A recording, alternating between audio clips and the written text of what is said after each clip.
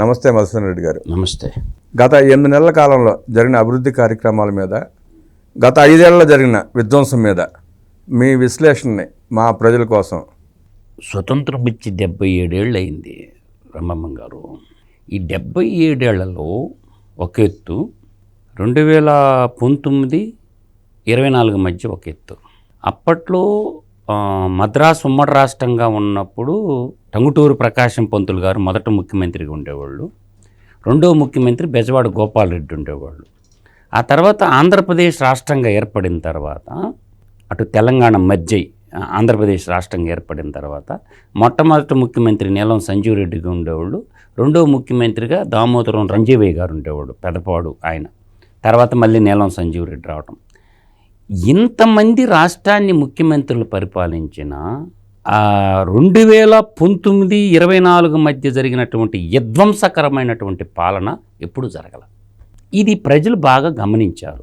ఒక్క ఛాన్స్ అని అడ్డం పెట్టుకొని ఊరు తిరిగితే 2019లో ఓటు రాజశేఖర రెడ్డిని చూసి వేశారు, కానీ జగన్మోహన్ రెడ్డిని చూసి ఓటేయాల. సానుభూతితో కూడా ఓటేశారు. నిన్న 2024కి వచ్చినప్పటికీ జగన్మోహన్ రెడ్డి పరిపాలన ప్రావీణ్యం చూసి ఓటేశారు. తెలుగు నేల తల్లి మీద ప్రేమన్నటువంటి ప్రపంచవ్యాప్తంగా పోయినటువంటి తెలుగు బిడ్డలు తండోపతండాలుగా తరలి వచ్చి లక్షల ఖర్చు పెట్టుకొని రైలు జిక్కితే రైలు, బస్సు జిక్కితే బస్సు, బైక్ జిక్కితే బైకు, విమానం జిక్కితే విమానం పెట్టుకొని ఈ దుష్ట పరిపాలనని గద్దె దించాలన్న ఉద్దేశంతో 7 సముద్రాలు దాటి వచ్చి ఓటేశారు. తెల్లారుజామున దాకా కొన్ని బూతుల్లో కూడా ఓటింగ్ జరిగింది. అంటే ఒక దుష్ట పరిపాలనకి నిదర్శనము ఈ కలికాల జగనాసురుడి పరిపాలన. ఆ దుష్ట సంహారం జరిగింది. ప్రజలు వాళ్ళ యొక్క తీర్పును వాళ్ళు ఇచ్చారు. కాబట్టి నేను 85% కంప్లీట్ చేశాను అని పచ్చి అబద్ధాలు చెప్తాడు. అర్థమవుతుందా? 85% హామీలు అమలు చేయాల. కేవలం నవరంధ్రాల పథకాలు పెట్టుకొని నవరత్న ఆయిల్ ప్రజలకు రాశాడు. నవరత్న ఆయిల్ అది రాశాడు అందరికీ. అది తెలుసుకొని జ్ఞానోదయమయ్యి కూటమిలందరూ ఇప్పుడు చలిచీమల చేత చిక్కే చావది సుమతి అంటారు. బలవంతమైన సర్పము, విషసర్పము చలిచీమల చేత చిక్కే చావది సుమతి అని.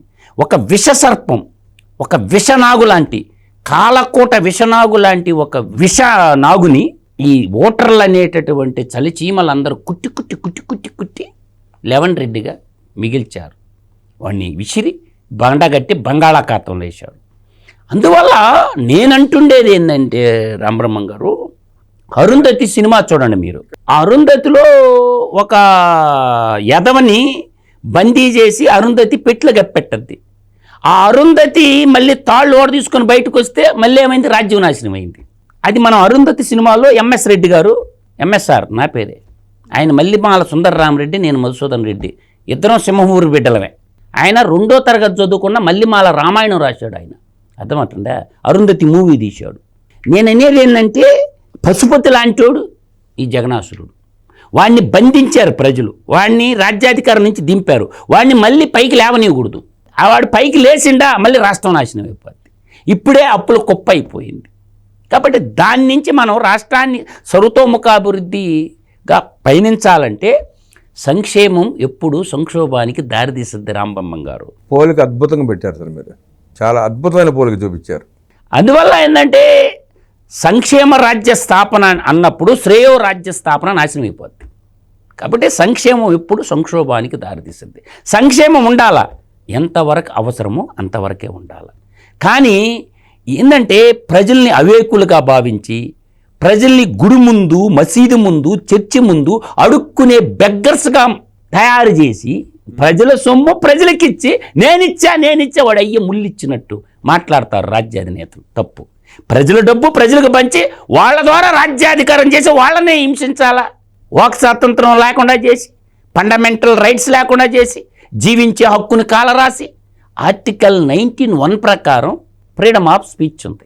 ఆ స్పీచ్ను కూడా దుర్వినియోగం చేసి సబ్సెక్షన్ 2 అని ఒకటి ఉంటుంది, కండిషన్స్ అప్లైస్ ఉంటాయి. దాంట్లో ఏది పెడితే అది మాట్లాడి అధికారం ఉందని చెప్పి దూషణలో పర్వము చేసి తర్వాత జీవించే హక్కు కాలరాయి బెదిరించడం. అంటే జీవించే హక్కు ఆర్టికల్ 21 కిందకు వస్తుంది. దాన్ని కాలు రాజేసి తర్వాత అంటే స్థానిక సంస్థల ఎలక్షన్లో చూస్తే అపహాసం చేసి అపహాస్యం, పరిహాసం, ఏకస్వామ్యం, నియంతృత్వం, ప్రజాస్వామ్యాన్ని సంపేసి సమాధి గట్టి గోరీ గట్టినటువంటి వాడు ఆ కలికాల జగనాసురుడు. అందువల్ల నేనంటుండేదంటే అది ఒక చీకటి పాలన. ఆ చీకటి పాలనకి నుంచి వెలుగులోకి ఇప్పుడిప్పుడో పునర్నిర్మాణం వైపు అడుగులేస్తున్నటువంటి ఈ కూటమి ప్రభుత్వాన్ని ప్రజలు బాగా అబ్జర్వ్ చేస్తున్నాడు. కాబట్టి వాడు మాయలో పడకుండా, ఆ కాకరిగాడి మాయలో పడకుండా ప్రజాస్వామ్యయుతంగా 175 మంది ఎమ్మెల్యేలు కూడా ధర్మబద్ధంగా న్యాయబద్ధంగా పరిపాలన చేస్తుంటే, కొంతమంది అంటే పంట పండినప్పుడు కొన్ని తాలువుడ్లు, మంచి వుడ్లు తాలువుడ్లు ఉంటాయి. ఒక 10 మందో 20 మంది ఎమ్మెల్యేలు తప్పు చేయలేదని నేనైతే భావించటం వల్ల వాళ్ళను కూడా సరైన మార్గంలో పెట్టేసి ఇది మంచిది కాదు, లోపాలను సరిచేసుకొని ఇప్పుడు కూటమి ప్రభుత్వం విచ్ఛిన్నం చెయ్యాలా, వర్గ వైషమ్యాలు సృష్టించి ఈ కూటమిని చీల్చి మళ్ళీ అధికారంలోకి రావాలని చూస్తుండు. అందుకే పవన్ కళ్యాణ్ గారు నిన్న నిండు సభలో ప్రజా దేవాలయంలో మీ కలలు కల్లలే, 15 సంవత్సరాల పాటు కూటమి కలిసి ఉంటుంది, కలిసి ఉంటే కలది సుఖం అని చెప్పేశాడు. అయిపోయింది. కాబట్టి ఇంకా వర్గ వైషమ్యాలు సృష్టించడానికి కూడా తావులేదు, కూటమిని ఇచ్ఛిన్నం చేయడానికి కూడా తావులేదు. అందువల్ల వ్యక్తి రాష్ట్ర సర్వతోముఖాభివృద్ధి చెందాలంటే 2 రైలు పట్టాల్లాగా, మనిషికి ఉన్న 2 కళ్ళులాగా సంక్షేమ అభివృద్ధి 2 సమపాలలో ముందుకెళ్లాలా అనే దానికి అడుగులు వేసుకుంటుంది నేటి ప్రభుత్వం. ఒడివడిగా అడుగులు పడుతున్నాయి. 9 నెలలు నిండితే గాని బిడ్డ బయటికి రాదు. ఒక బిడ్డ జనించాలంటేనే 270 రోజులు కావాలి రంభమ్మ గారు. ఇప్పుడు 9వ నెలకి వచ్చింది. ఇప్పుడిప్పుడు సంక్షేమ ఫలాలు నిన్న బడ్జెట్ ప్రవేశపెట్టారు. 25-26 బడ్జెట్ ప్రవేశపెట్టారు. ఆ బడ్జెట్ చాలా పెద్ద బడ్జెట్ పెట్టారు. 3,22,000 కోట్ల బడ్జెట్ పెట్టారు. దాంట్లో సంక్షేమానికి అందులో మంచి ఏదైతే అమ్మఒడి పథకాన్ని తల్లికి వందనం తీసుకున్నారు, రెట్టింపు చేసేస్తున్నారు. పింఛన్లు చూసినా రెట్టింపే, ఏది చూసినా డబల్ చేసుకుంటా వచ్చారు. కాబట్టి ఇంకా మాట్లాడేదానికి ఇంకో 2 పథకాలు ఉన్నాయి. ఆ 2 పథకాలు ఈసారి బడ్జెట్లోకి తీసుకురావడానికి అవకాశం ఉంటుంది. ఈసారి బడ్జెట్లోకి వచ్చేసరికి ఆ 2 పథకాలు ఏదంటే, ఒకటి నిరుద్యోగ భృతి, మరొకటి ఏంటంటే ఆడబిడ్డ నిధి అని 18 సంవత్సరాల నుంచి 50 సంవత్సరాల వయసు మధ్య ఉన్నటువంటి వాళ్ళకే సంవత్సరానికి 18 ఏళ్ళు ఇచ్చేటటువంటి ఒక పథకం. నిరుద్యోగ భృతి అనేది ఒక 3,000 రూపాయల పథకం. అది సెన్సస్ తీస్తున్నారు. ఈ బడ్జెట్లోనైతే ఇంతవరకే దీపం పథకం పట్టాలు ఎక్కిచ్చారు. తర్వాత అనుకున్న దానికి పింఛన్ పథకం 3,000ని 4,000 చేశారు. దివ్యాంగుల పెన్షన్స్ అయితే డబల్ చేశారు, 3,000ని 6,000 చేశారు. డయాలసిస్ పేషెంట్లది 10,000 రూపాయలు నెల ఇస్తున్నారు. మంచంలో శాశ్వతంగా ఉన్నటువంటి వాళ్ళకి 15,000 రూపాయలు నెల ఇస్తున్నారు. ఇట్లా అన్ని రకాలైనటువంటి పథకాలు సంక్షేమ రాజ్యం చేసుకుంటూ మరోవైపు గుంటల రోడ్లని పునర్నిర్మాణం వైపు అడుగులు వేసుకుంటూ పోతున్నారు. దాదాపు 20,000 కిలోమీటర్లలో 17,000 కిలోమీటర్లు కంప్లీట్ చేశారు. 80% కంప్లీట్ చేశారు. ఇంక 20% మార్చి 31 వాళ్ళకి అవి కూడా కంప్లీట్ అయిపోతాయి. ఏ రకంగా చూసుకున్నా పరిశ్రమాభివృద్ధి పరంగా తీసుకున్నా కొడప్పటికీ కూడా ఇవాళ 6,32,000 కోట్ల రూపాయల పెట్టుబడులతోటే దాదాపు 4 లక్షల ఉద్యోగాలు భవిష్యత్తులో ప్రజలకు అందించాలని అయ్యొక ప్రణాళిక నడుచుకుంటున్నారు. గతంలో ప్రజా రాజధాని 3 రాజధానులని చెప్పి ఋషికొండకు గుండు కొట్టి 431 కోట్ల రూపాయల ప్రజాధనంతో వాడు ప్యాలెస్ కట్టుకున్నాడు. ఒక్క రాజధాని కూడా కట్టకుండా పోతే రాజధానిని శ్మశానం అన్నటువంటి రాక్షసులు ఏలిన ఆ కౌరవ సభను చూసాము. ఇప్పుడు గౌరవ సభను చూస్తున్నాము. నాడు నడిచిందంతా కౌరవ సభ, నేడు నడుస్తుంది గౌరవ సభ. ఈ కౌరవ సభకి ప్రజలు వ్యత్యాసం గమనిస్తున్నారు. అమరావతి శ్మశానం అన్నటువంటి బొత్స సత్యనారాయణ లాంటి బేవ కుక్కులను చూసాము. ఆ శ్మశానంలోనే ఎల్ఎల్పిగా వచ్చి మాట్లాడుతున్నాడు పెద్దల సభలో. శ్మశానంలో ఎలా చర్చల్లో పాల్గొంటున్నాడు. అందువల్ల నేను అంటుండేది ఏంటంటే ఆలోచన చేసుకోండి రామబ్రహ్మం గారు. ఈనాటి కూటమి ప్రభుత్వము అన్ని రంగాల్లో ఇండస్ట్రియలైజేషన్ తీసుకున్నా కూడా, ఇండస్ట్రియల్ సెక్టార్లు తీసుకున్నా, ఇప్పుడు కొప్పర్తి ఇండస్ట్రియల్ నోడ్ ఎక్కడ ఉంది? కడప జిల్లాలో. కర్నూలులో ఓరవకల్లు. 2 ఇండస్ట్రియల్ సెజ్జులు ఎక్కడికి వచ్చినాయి? రాయలసీమకి. మేమే పెద్ద పుడింగిలిమి, రాయలసీమ ముద్దుబిడ్డ ఎవరు అంటే చంద్రబాబు నాయుడు అని అనుకుంటారు. రాయలసీమ ముద్దుబిడ్డ ఎవరంటే లోకేష్ అని అనుకుంటారు. రాయలసీమ గజ దొంగ ఎవడు ప్రజలు అర్థం చేసుకుంటారు. రాయలసీమకి గజ దొంగ ఎవడు, రాయలసీమలో పుట్టిన గజ దొంగ ఎవడు? వర్షం కురిస్తే రత్నాలు దొరికేటటువంటి నేలలో రాక్షసులు పుట్టింది, రాక్షస గణం పుట్టింది. ఈ ప్రపంచంలో వర్షాలు కురిస్తే ఒకే ఒక స్థలం వజ్రాలు దొరికేది రాయలసీమ. అందువల్ల కలియుగ ప్రత్యక్ష దైవం ఉన్నటువంటి వెంకటేశ్వర స్వామి, ఆ వెంకటేశ్వర స్వామి లడ్డు కూడా కల్తీ చేసిన కల్తీ రెడ్డెవుడు, వెంకటేశ్వర స్వామి గుడి చెట్టేసిన గుడిచేటి ఎవరు? ఇవన్నీ విన్నామా కన్నామా? కాబట్టి నేటి కూటమి ప్రభుత్వము బ్యాలెన్స్డ్గా వెళ్తుంది. ఇవాళ పోలవరం నుంచి బనకచెర్ల అద్భుతమైన కాన్సెప్టు. గోదావరి జలాలు తెచ్చి రాయలసీమని సస్యశ్యామలం చేయాలనుకుంటున్నటువంటి చంద్రబాబు నాయుడు ఎక్కడ? జిందాల్ అనే కంపెనీని పిలిపించి స్టీల్ ప్లాంట్ అనే ముసుగు తగిలిచ్చి సెటిల్మెంట్ ప్లాంట్ చేసినట్టు నేనన్న మాట కాదు, తోబుట్టుగా ఉన్నది, శర్మిలమ్మ అన్నది. అదే జిందాల్ స్టీల్ ప్లాంట్ కాదు, సెటిల్మెంట్ ప్లాంట్ అని. ఆయన అబ్బున్నప్పుడు బిల్ బ్రహ్మణి ఇండస్ట్రీస్ లిమిటెడ్ అన్నాడు. ఏమైపోయిందో ఎవడికి లేదు. అదే చంద్రబాబు నాయుడు 14-19 మధ్యకాలంలో రాయలసీమ స్టీల్ ప్లాంట్ అని శంకుస్థాపన చేస్తే దానికి సమాధి కట్టి జిందాల్ స్టీల్ ప్లాంట్ అంటారు. అది Jethwani, doctor Jethwani settlement plant అయిపోయింది. మళ్ళీ రాయలసీమ స్టీల్ ప్లాంట్ని పునరుద్ధరించాల్సిన బాధ్యత నేటి కూటమి ముఖ్యమంత్రి అయిన చంద్రబాబు నాయుడు గారి మీద ఉంది. దానికి కూడా అడుగులు వేయాల్సిన బాధ్యత బాబు గారి మీద ఉంది. ఈ విధంగా చెప్పుకుంటూ పోతే ఈరోజు విశాఖపట్నం చెన్నై ఇండస్ట్రియల్ లోడ్, చెన్నై నుంచి బెంగళూరు ఒక industrial load, Bengaluru to Hyderabad industrial load. ఈ బెంగళూరు హైదరాబాద్ ఇండస్ట్రియల్ క్యారిడార్లో ఏమొస్తుంది? కొప్పర్తి ఇండస్ట్రియల్ క్యారిడారు, పుట్టపర్తి అంటే కియా ఇండస్ట్రియల్ ప్యారిడో, ఓర్వకల్లు వస్తుంది. అది 12 లైన్ల రహదారి.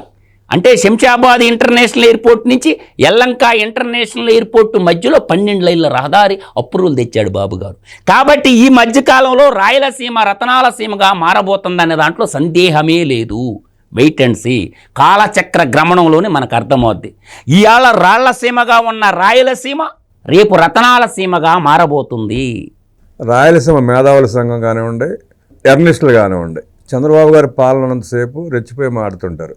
జగన్ రెడ్డి పాలనలో ఒక మాట మాట్లాడలే. చంద్రబాబు నాయుడు గారు మొన్న ఎన్నికలు ఏదైతే హామీ ఇచ్చారో హామీ ప్రకారం హైకోర్టు బెంచ్ అక్కడ ఏర్పాటు చేసే ప్రయత్నంలో కార్యక్రమాలు జరుగుతున్నాయి. దాన్ని అడ్డగించడానికి తన లాయర్ల చేత పిటిషన్లు వేపిస్తున్నాడు జగన్ రెడ్డి.